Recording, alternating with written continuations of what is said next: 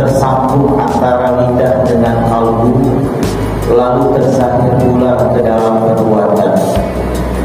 Kenapa kita mesti wajib bersyukur kepada Allah setiap hari? Karena orang yang selalu bersyukur dengan syukur yang sempurna itu akan selalu turun rahmat, berkah, nikmat, rezeki daripada Allah Subhanahu wa ta'ala. Orang yang berani tidak bersyukur kepada Allah, sesungguhnya dia mengundang azab daripada Allah Subhanahu wa ta'ala. Maka itulah sesungguhnya setiap hari dalam hidup kita ini kita wajib bersyukur kepada Allah Subhanahu wa ta'ala. Bapak-bapak, ibu-ibu yang dimuliakan oleh Allah Subhanahu wa ta'ala, pada malam hari ini sebenarnya saya ingin melanjutkan sesuai dengan kajian kita. Setelah setahun yang lalu kita menyelesaikan syahadat dalam pandangan syariat dan hakikat, sholat, puasa, dan juga zakat. Sebenarnya pada malam hari ini ingin menyambung berkenaan dengan haji dan umrah. Tetapi karena bulan ini adalah bulan Rabiul Awal, kebetulan malam kemarin siang tadi masih masuk 12 Rabiul Awal. Sebab perputaran bulan Arab itu perpindahannya adalah maghrib. Kalau Masehi hari ini tanggal 8 pindah tanggal 9 nanti malam jam 00. Tapi bulan Arab itu perpindahannya adalah maghrib. Berarti maghrib ini kita sedang berpindah antara 12 Rabiul Awal menuju kepada 13 Rabiul Awal. Bapak-bapak dan ibu-ibu, saya yakin bapak ibu sudah paham dan sudah mengerti bahwa bulan ini adalah bulan kelahiran Sayyidina Muhammad sallallahu alaihi wasallam. Oleh sebab itulah bapak ibu, izinkan saya khususnya pada malam hari ini tidak menyambung kajian kitab kita, yaitu tentang haji ini atau umrah ini. Malam hari ini saya ingin kepada bapak ibu ingin menguraikan tentang Rasulullah sallallahu alaihi wasallam tersebut. Mengapa bapak ibu? Karena makrifat kepada Rasulullah sallallahu alaihi wasallam itu tidak cukup. Ini bapak ibu, makrifat mengenal Rasulullah sallallahu alaihi wasallam itu tidak cukup mengenal zahirnya. Misalnya dari sisi keturunannya Muhammad bin Abdul Muttalib bin Abdul Manaf bin Qasim bin Abdul Manaf bin Qusay bin Kilab bin Murrah bin Ka'ab bin Malik bin Fahir bin Adnan, cucu Nabi Ibrahim, sampai nanti ke Nabi Adam. Istrinya ada yang menyebutkan 9, ada juga pendapat para tokoh menyebutkan 11, 13, anaknya 7. Lalu punya sahabat yang paling dekat 4, Abu Bakar, Umar, Utsman, Ali. Dan itu mengenal sisi zahirnya Nabi Muhammad sallallahu alaihi wasallam.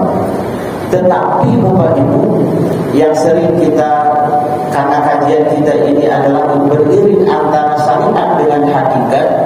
Syariat itu mewakili jasad kita, hakikat itu mewarisi atau mewakili ruh kita. Maka ketika makrifat kepada Rasulullah itu juga tidak cukup hanya mengenal sisi zahirnya, tetapi juga wajib untuk mengenal sisi keruhanian daripada Rasulullah SAW. Coba bapak ibu renungkan dan bapak ibu bayangkan mengapa Nabi Muhammad SAW itu sampai-sampai Allah sendiri bersalawat kepada dia. Bayangkan bapak ibu, kenapa? Dan itu seharusnya menjadi pertanyaan dalam hati kita dan mesti harus ketemu jawabannya. Kenapa sampai Allah sendiri dan para malaikat itu bersalawat kepada Rasulullah, tidak bersalawat kepada Nabi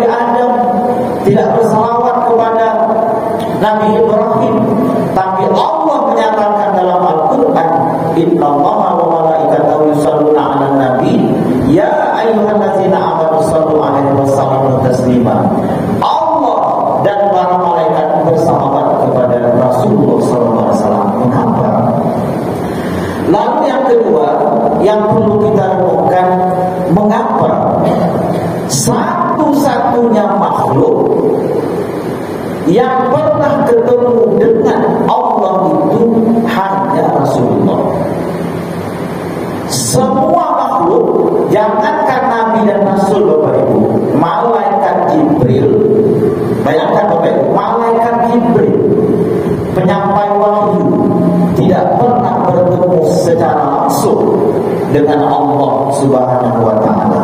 Tapi kenapa Nabi Muhammad sallallahu alaihi wasallam pernah bertemu dengan Allah Subhanahu wa taala dalam Isra Mi'raj tersebut? Seluruh makhluk dan sebelum Rasulullah itu ada, bahkan sampai nanti hari kiamat, tak ada yang pernah bertemu dengan Allah kecuali satu orang saja, yaitu Sayyidina Muhammad sallallahu alaihi wasallam. Mengapa? Dan ini Bapak Ibu mesti harus kita tahu jawabannya. Maka itu momen yang paling tepat untuk menguraikan ini adalah momen Maulidur Rasul atau Maulid Nabi Muhammad sallallahu alaihi wasallam. Di masjid ini sudah ada maulid Pak? Belum Bapak Ibu ya. Baik Bapak Ibu, saya ingin cerita lebih dulu Bapak Ibu. Biasanya saya kalau cerita tentang Rasulullah itu 2 jam Pak. Biasanya kalau diundang ceramah ke masjid-masjid, biasanya di kampung saya biasanya terbilang itu biasanya 1,5 jam itu tidak cukup untuk menguraikan tentang perjalanan hidup Rasulullah SAW. Meskipun itu diringkas, tidak cukup Bapak Ibu. Tapi malam hari ini saya ingin ambil poin-poin pentingnya saja Bapak Ibu. Dulu Bapak Ibu, ada satu riwayat yang pernah terjadi di masa Nabi Musa alaihissalam. Apa dia? Ada seorang preman, seorang pemuda preman pasar. Preman ini jahat Pak, nakal dia. Apa kerja dia? Setiap hari kerjanya memalak orang. Ada orang lewat di pasar, dimalak dia, melawan ditempelin dia, melawan dibantai dia. Preman, seorang pemuda ini. Lalu Bapak Ibu, karena orang-orang jengkel dengan pemuda ini, lalu beberapa orang bersiasat ingin membunuh pemuda tersebut. Ini riwayatnya kejadiannya pada masa Nabi Musa alaihissalam. Lalu orang-orang ini berencana untuk membunuh pemuda ini. Walhasil berhasil. Lalu ditentukan hari bunuh. Rupanya pemuda ini dibunuh Pak. Akhirnya dapat dibunuh. Ketika dibunuh, pemuda ini dilemparkan ke dalam tong sampah di dekat pasar tersebut. Saking jengkelnya orang saat itu dengan pemuda tersebut. Apa yang terjadi Bapak Ibu? Yang terjadi adalah satu hari setelah dibunuh, tercium bau harum yang luar biasa pada tong sampah tersebut. Orang heran. Biasanya tong sampah kan bau Bapak Ibu. Orang tak mau dekat dengan tong sampah. Tapi orang heran, dari tong sampah tersebut keluar bau yang begitu harumnya, wanginya seperti bau kasturi, bahkan melebihi bau kasturi. Orang-orang heran. Lalu orang bongkar tong sampah tersebut. Terkejut orang-orang. Kenapa? Karena dalam tong sampah itu ada mayat seorang laki-laki. Ramai orang melihat. Saat itu orang tahu, oh, mayat ini adalah mayat seorang pemuda preman di pasar ini. Lalu ada seorang perempuan ketika mencium bau harum tersebut, penasaran dia, bingung dia. Lalu mintanya orang-orang untuk membawa mayat itu ke rumah orang tersebut, ke rumah pemuda tersebut. Rupanya pemuda itu tinggal berdua dengan ibunya.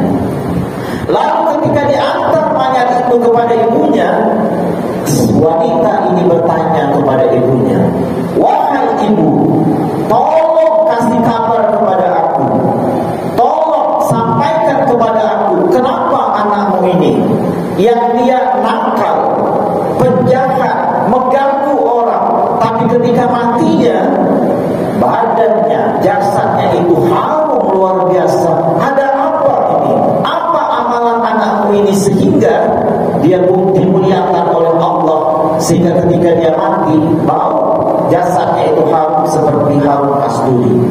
Kata emaknya, anakku ini rasanya tak punya keistimewaan karena dia jahat kepada orang, nakal, kerjanya memala orang. Kata wanita tadi, tidak mungkin, pasti dia punya sesuatu yang membuat Tuhan itu memuliakan jasadnya ketika dia mati harum semerbak bau kasturi. Lalu diingat-ingat oleh emaknya, emaknya ingat, rasa-rasanya yang aku ingat hanya satu saja. Apa dia? Anakku ini rajin membaca kitab Taurat. Lalu ketika dia membaca kitab Taurat tersebut, setiap kali bertemu nama Ahmad, nah ini dia Bapak Ibu, setiap kali bertemu nama Ahmad, anakku ini bertanya kepadaku, wahai ibu, siapa Ahmad yang dituliskan dalam kitab Taurat ini, wahai ibuku? Setiap kali dia baca kitab Taurat, malam baca kitab Taurat, ketemu nama Ahmad, dia tanya kepada emaknya, wahai emak, siapa Ahmad yang dikabarkan dalam kitab Taurat ini? Apa kata emaknya? Wahai anakku, Ahmad itulah seorang nabi penutup akhir zaman yang nanti akan dizahirkan oleh Allah di akhir zaman nanti. Bapak Ibu, Ahmad itu nama Rasulullah yang terkenal di langit. Muhammad itu nama Rasulullah terkenal di bumi. Lalu ketika anak itu tahu bahwa Ahmad ini adalah Nabi dan Rasul penutup akhir zaman, setiap kali dia baca kitab Taurat tersebut, setiap kali ketemu nama Ahmad itu dia gunting, Pak. Ketemu baca kitab Taurat, ketemu nama Ahmad itu dia gunting. Setelah dia gunting, dia kasihnya minyak harum, letaknya dalam kantong bajunya, lalu dia bawa kemana-mana. Ketemu nama Ahmad, gunting, kasih minyak harum, dia letak dalam kantongnya, dibawanya kemana-mana. Kenapa? Karena dia cinta kepada Ahmad tersebut. Apa yang terjadi Bapak Ibu? Karena dia cinta kepada Ahmad, padahal dia tidak pernah ketemu dengan Ahmad, sebab Ahmad itu dizahirkan nanti di akhir zaman. Tapi karena cintanya kepada Ahmad, Allah balas ketika dia mati, Allah harumkan jasadnya itu Bapak Ibu. Bayangkan Bapak Ibu, kalau ada dulu umat Nabi Musa yang cinta kepada Rasulullah SAW, lalu cintanya tersebut dia buktikan setiap kali ketemu nama Ahmad dalam kitab Taurat itu dia gunting, lalu dia bawa kemana-mana, dikasih oleh Allah kemuliaan ketika dia mati, Allah harumkan jasadnya padahal secara zahir dia orangnya jahat. Bagaimana dengan umat Rasulullah yang hidup hari ini, yang dia cinta kepada Rasulullah, setiap kali datang bulan Maulid dia selalu bersedekah memperingati Maulid tersebut, maka mungkin balasan Allah kepada kita itu jauh lebih luar biasa dibandingkan kepada pemuda pada masa Nabi Musa alaihissalam tersebut. Maka itu Bapak Ibu, saya ingin berazam betul kepada Bapak Ibu, kalau datang bulan Rabiul Awal ini, karena bulan Rabiul Awal ini adalah bulan salawat, maka jangan sedikit bersalawat kepada Rasulullah. Kalau sudah datang bulan Rabiul Awal ini, banyak-banyak sedekah Bapak Ibu. Kalau di kampung saya Bapak Ibu, kebilangan tersebut, semua masjid sebulan sebelum datang bulan Rabiul Awal ini 8 Rabiul Awal, 12 Rabiul Awal, sebulan sebelum itu masyarakat sudah mengadakan maulid. Bayangkan Bapak Ibu, seluruh masjid, seluruh musala, seluruh sekolah, seluruh kantor, bahkan di rumah-rumah masyarakat mengadakan peringatan maulid, Pak. Sebab saya sering diundang, kadang-kadang diundang itu bukan ke masjid, di rumah. Pernah saya datang memperingati maulid ini Bapak Ibu, diundang oleh satu keluarga, jauhnya luar biasa Bapak Ibu. Sampai ke tempat itu mesti harus jalan kaki dalam tempat, naik bot sehingga pakai lagi sampah ke dalam, lalu sampai di rumah orang itu jalan kaki 1 kilo pula Bapak Ibu. Menangis